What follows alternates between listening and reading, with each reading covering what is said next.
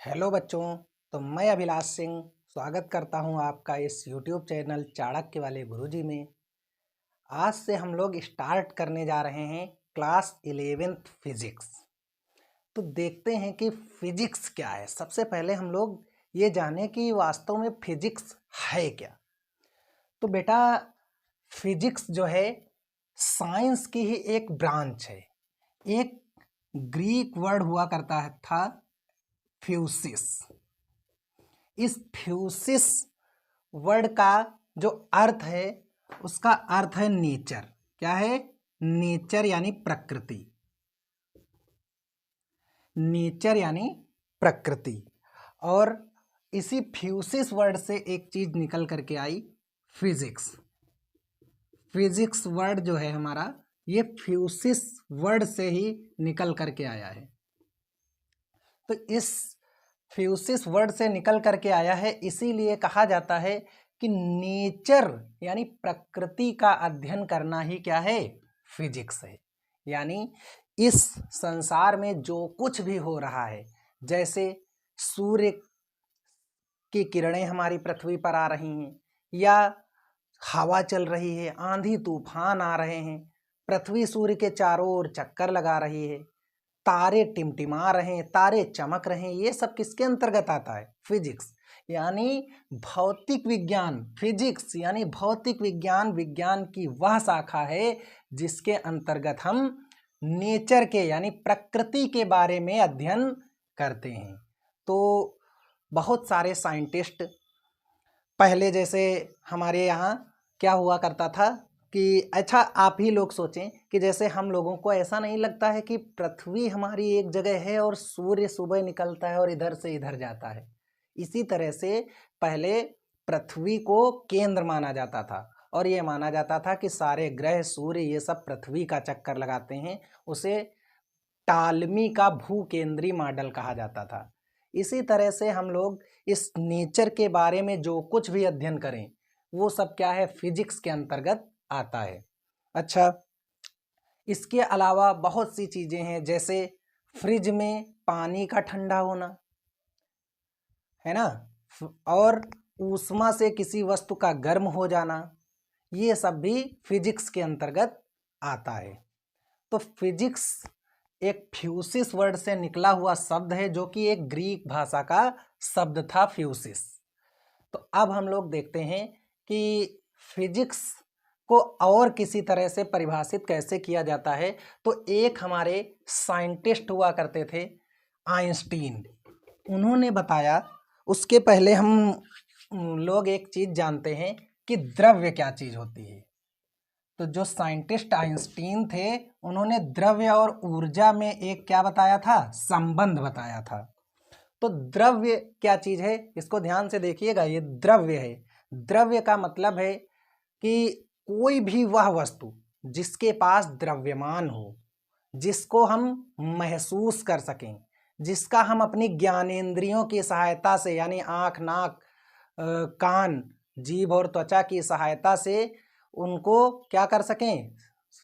हम लोग उसके बारे में अध्ययन कर सकें या हम उससे महसूस कर सकें, ज्ञानेंद्रियों के द्वारा उनका अनुभव कर सकें, वही सब क्या है? द्रव्य है।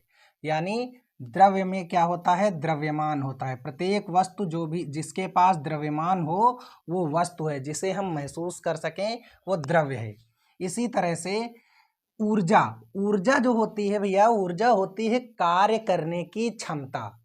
ऊर्जा होती है कार्य करने की क्षमता। तो हमारे एक साइंटिस्ट आए, कार्य करने की क्षमता को क्या कहते हैं? ऊर्जा कहते हैं। तो जो साइंटिस्ट आए उनका नाम था अल्बर्ट आइंस्टीन। उन्होंने द्रव्य और ऊर्जा के बीच एक बढ़िया रिलेशन बताया। उन्होंने कहा द्रव्य को ऊर्जा में और ऊर्जा को द्रव्य में परिवर्तित किया जा सकता है। उन्होंने द्रव्य और ऊर्जा के बीच में एक बढ़िया सा संबंध बताया, E बराबर mc², जहाँ E को हम द्रव्यमान ऊर्जा के नाम से जानते हैं, M तो द्रव्यमान है ही, और C क्या है? प्रकाश की चाल है। तो उन्होंने ऊर्जा और द्रव्यमान के बारे में एक संबंध बताया। तो इनके अकॉर्डिंग जो एक डेफिनेशन निकल करके आई भौतिक विज्ञान की, उसे कहा जाता है कि मतलब भौतिक विज्ञान विज्ञान की वह शाखा है जिसके अंतर्गत हम द्रव्य ऊर्जा के बीच यानी म्यूचुअल इंटरेक्शन यानी उनके बीच की अन्योन्य क्रियाओं का अध्ययन करते हैं। यानी physics is the branch of science in which we study about the nature, ये पहले वाली डेफिनेशन थी। अब इनके अकॉर्डिंग क्या हो जाएगी, physics is the branch of science in which we study या in which we deals between matter energy and their mutual interaction. Mutual interaction का मतलब है अन्योन्य क्रियाओं का अध्ययन करते हैं।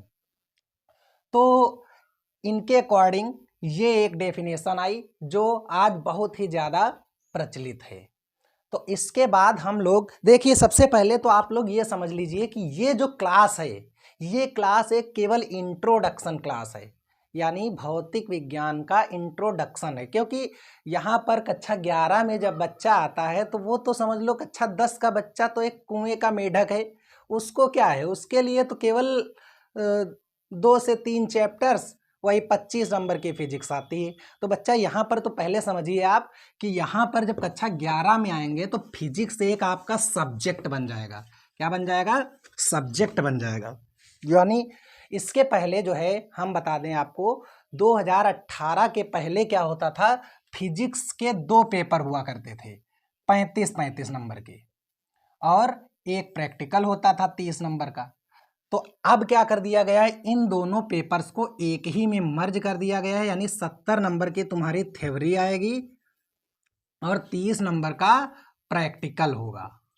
तो प्रैक्टिकल जो होता है बच्चा, इसको आपको बहुत अच्छे से पहले पढ़ाया जाएगा, फिर इसकी फाइल बनवाई जाती है, फिर उनको प्रैक्टिकल्स को आप लैब में करेंगे भी। उसके बाद जब एग्ज़ाम होता है तो एग्ज़ाम के बाद एग्जामिनर आ करके आपका वाइवा लेते हैं, तब ये आपको 30 नंबर मिलते हैं। और ये 70 नंबर जो थ्योरी है, ये इसके लिए आपको एग्ज़ाम देना पड़ेगा, और एग्ज़ाम दे करके आप उसमें पास होंगे तब आपको ये 70 नंबर मिलेंगे। यानी 100 नंबर का पेपर है। पहले भी 100 नंबर का था, लेकिन 35-35 नंबर के 2 पेपर हुआ करते थे। तो अब हम लोग देखते हैं कि क्लास 11th में हम लोग पढ़ेंगे क्या क्या, इस चीज को हम देखते हैं। तो क्लास 11th में हम क्या पढ़ेंगे, क्लास 11th में हम सबसे पहले देखें फिजिक्स की जो 2 ब्रांचेस हैं, मेन 2 ब्रांच हैं। एक होती है मैक्रोस्कोपिक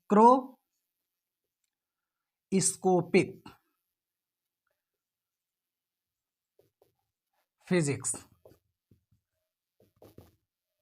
और एक होती है माइक्रोस्कोपिक फिजिक्स।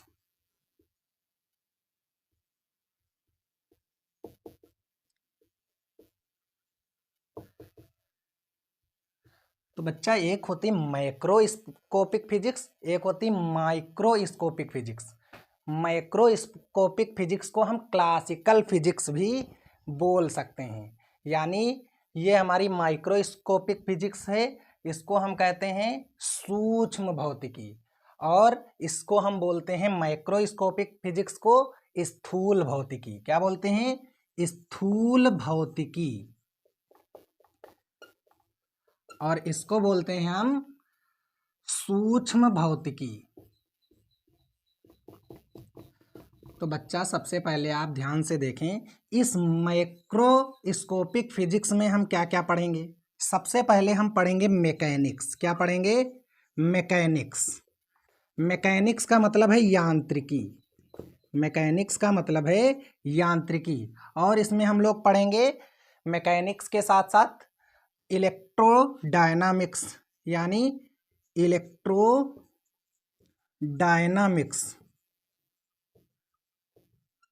यानी विद्युत चुंबकत्व या विद्युत गतिकी, हम यहाँ बोल सकते हैं। क्या बोल सकते हैं, विद्युत गतिकी। इसके बाद हम लोग क्या पढ़ेंगे, एक चीज पढ़ेंगे इसमें वेव्स के बारे में। किसके बारे में? वेव्स के बारे में। और हम इसमें ऑप्टिक्स भी पढ़ेंगे। क्या पढ़ेंगे? ऑप्टिक्स पढ़ेंगे। और इसके साथ साथ हम लोग इसमें पढ़ेंगे थर्मोडायनामिक्स।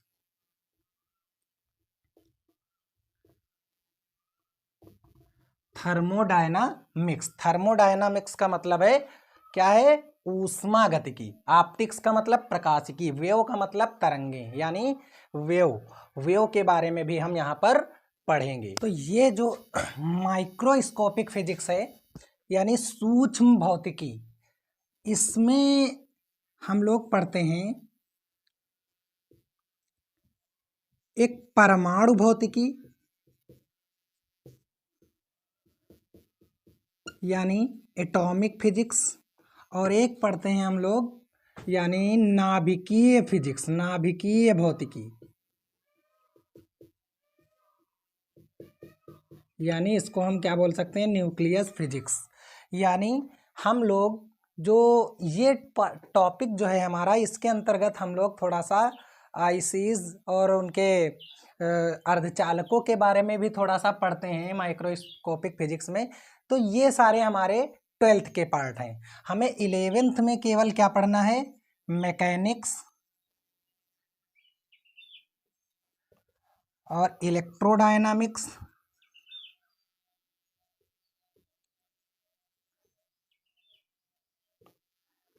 और तीसरा जो पढ़ना है वो पढ़ना है थर्मोडायनामिक्स।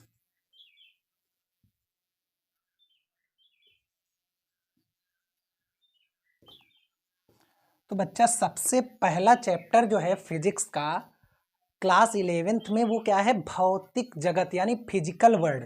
तो उसके अंतर्गत हम लोग बस यही जानते हैं कि भौतिक विज्ञान में है क्या। क्योंकि ध्यान से देखिए, क्लास 10th से जब बच्चा 11th में आता है तो वो उसके पास कोई ज़्यादा, क्योंकि वो फिजिक्स के बारे में ज़्यादा नॉलेज तो नहीं रखता, थोड़ा सा तो पढ़ के आता है। तो वो एक प्रकार से कह सकते हैं कुएं का मेढक होता है। लेकिन जब कुएं से बाहर निकलता है तो उसको दिखाई देता है कि फिजिक्स है कितना बड़ा सब्जेक्ट। तो यहाँ पर आ करके आपके लिए फिजिक्स एक सब्जेक्ट बन जाता है और उसके बारे में हमें बहुत अच्छे से, बहुत गहराई से पढ़ना होता है। अब जैसे हम लोग देखें तो हमें ये टॉपिक्स पढ़ने होते हैं क्लास 11th में। मैकेनिक्स, मैकेनिक्स का मतलब है यांत्रिकी। इसके अंतर्गत हम लोग गति के बारे में पढ़ेंगे। इसी के अंतर्गत हमारी मुलाकात होगी न्यूटन भैया से। तो न्यूटन चाचा तो बहुत ही खतरनाक थे, आपको पता है। अरे मतलब कोई फल गिरते हुए देखा, एप्पल गिरते हुए देखा और नियम बना डाला, है ना। मतलब खुद तो परेशान थे ही और सबको परेशान कराए घूम रहे हुए। तो इसी तरह से इसके अंतर्गत हम लोग क्या पढ़ेंगे?